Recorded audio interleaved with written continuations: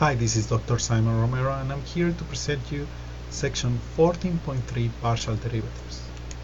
These are the topics that we're going to cover and the practice problems. I suggest you, as always, to do them.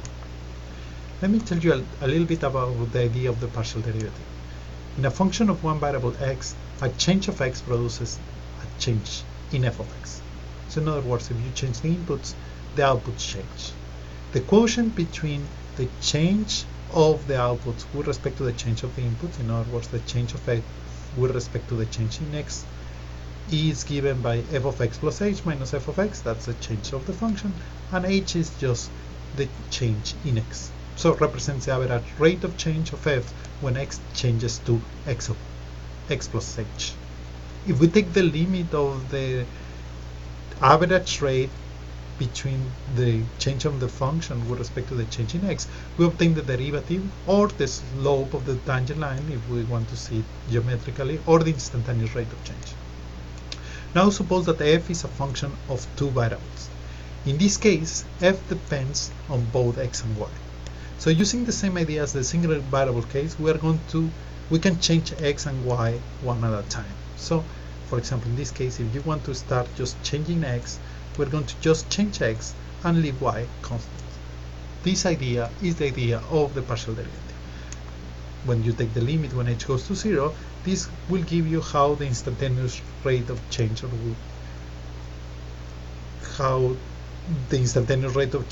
f with respect to x is. So let me give you the definition of partial derivative.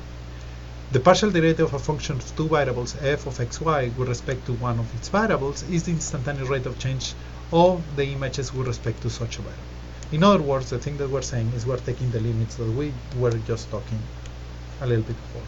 So the only thing that we do is we change x by h, and we just divide by the change in x. That in this case is h.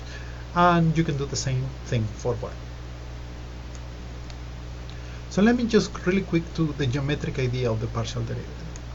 So notice in this case we have the graph of the function f of xy, and the thing that we're going to do is we're starting setting y equal to a constant. So suppose that we center in this point. So we're going to take y equal to a constant. In this case the constant is b because we're passing to the y coordinate b.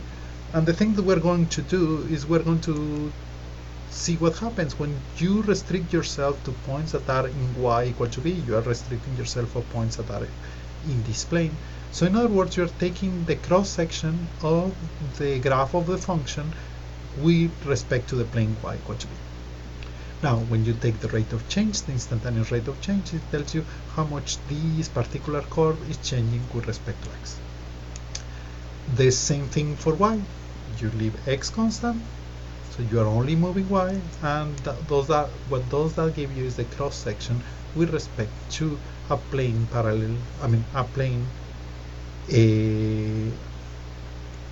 corresponding to the plane y equal to a. So the thing that we have is that the instantaneous rate of change when you change y. What's the instantaneous rate of change of that particular curve? So if you remember, for derivatives, the instantaneous rate of change actually tells you the slope of the tangent line. So in this case, they are going to compute the slope of the tangent lines in those particular directions, the x direction and the y direction. So depending on what kind of book you're looking, they're going to have different notations for the partial derivative. So these are some of the notations that we're going to have. Mainly in our course we're going to use only up to probably this one. So these ones are the ones that we're going to use. I just want you to be aware of all these different notations. So let me just tell you how to compute partial derivatives. So let me take that function, and first we're going to compute the partial derivative of f with respect to x. So remember, we're going to keep y constant and we change x. In other words, we're going to take the derivative with respect to x only, and y we're going to consider it as constant. So notice in here I'm just putting x in different color to describe that that's the only variable that we have. Y for this particular process is going to remain constant. So the thing that we do is we take the derivative, and in the first one we have the prog rule that gives you this, and then in the second one we are going to get the chain rule. So the thing that we have to, at the end, after simplifying, is that the partial derivative of f with respect to x gives you this thing over here. That's the only complication of partial derivatives, is you just have to be careful of when we have to use certain kind of like differentiation rules. For the partial derivative of f with respect to y, we keep x constant and we change y. In other words, we take the derivative with respect to y. So again, put y in different colors, and those are going to be, y is going to be the only variable that I'm going to take the derivative with respect to. Everything else is going to be constant. So we have that the partial derivative with respect to y, this part over here is a chain rule, and the other one is a simple differentiation because y is multiplied by something that is constant with respect to y, so you are going to end up just with the constant. So at the end, we have the partial derivative with respect to y gives you this expression over here. One of the things I want you to notice is that these two expressions are also functions of two variables, so we are allowed to take again the partial derivative of these two functions, and those are going to be what we call the second order partial derivatives. In order to go a little bit more farther into the discussion of second order partial derivatives, let me just remind you what is the second derivative of a functions of one variable. So in a single variable calculus, the result of taking the derivative of the derivative gave us the second derivative, denoted by f double prime of x. The second derivative is used in order to determine the concavity of the graph of the function. So for example, in this case, if the second derivative is positive, that means that the slope of the tangent lines are increasing, and if the slope of the tangent lines are increasing, that means that the function is concave up. If, on the other hand, if the second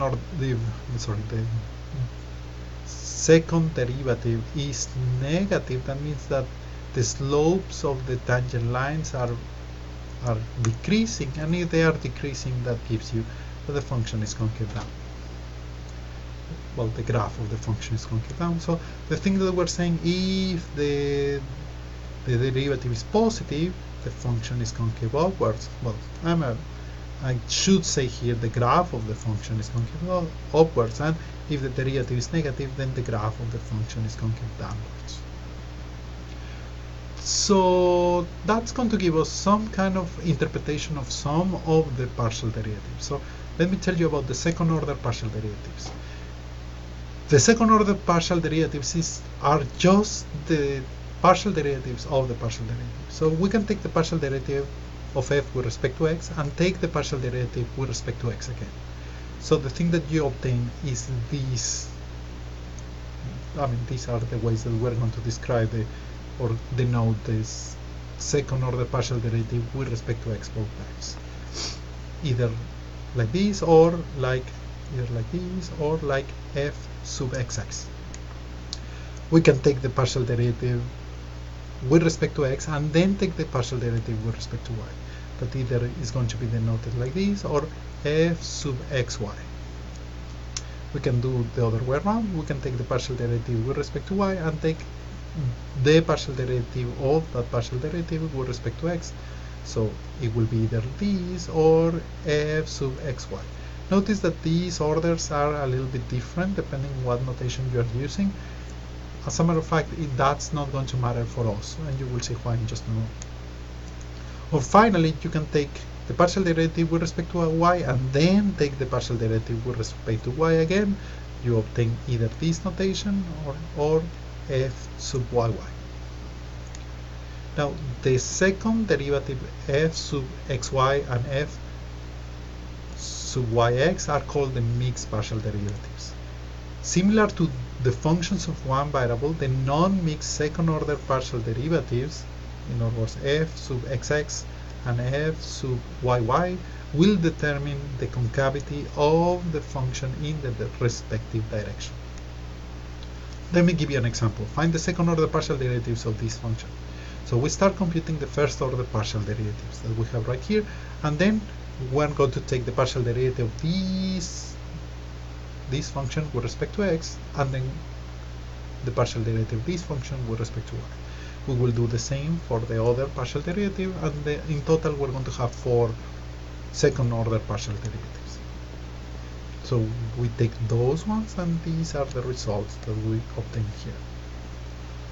So let me tell you a little bit what is the interpretation of these numbers. In particular, the second order partial derivative were both with respect to x and both with respect to y.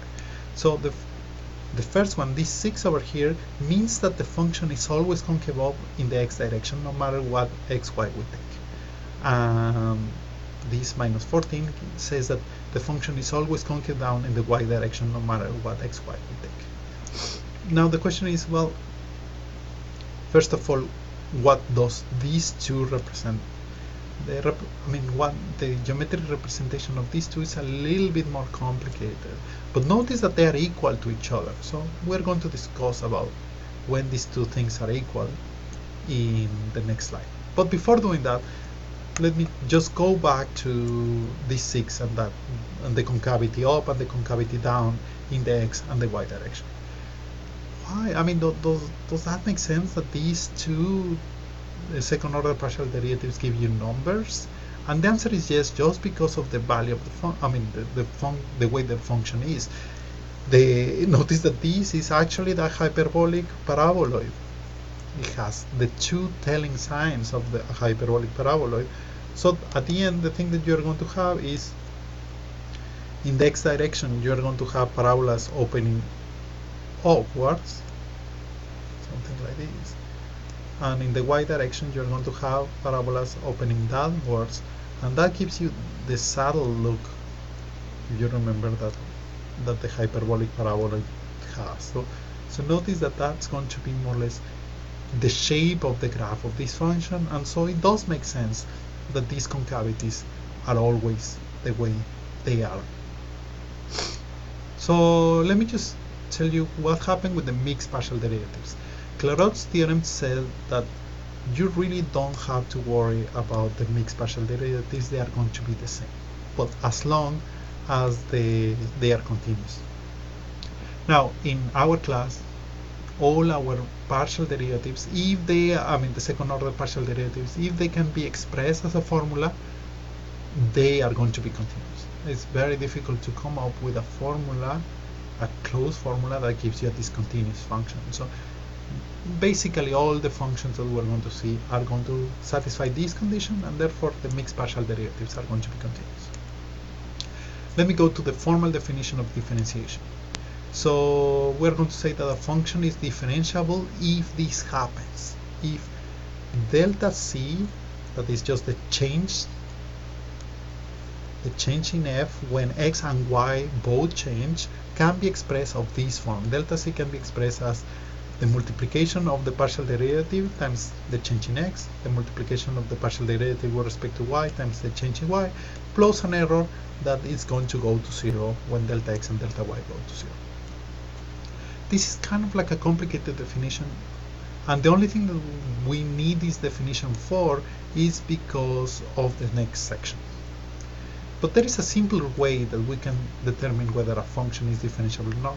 If the partial derivative f of x, fx, and fy exist at ab and they are continuous, remember, pretty much all our formulas are going to give us continuity except for in our domain, then f of xy is going to be differentiable at that point. So as long as your partial derivatives are continuous, then the function is going to be differentiable.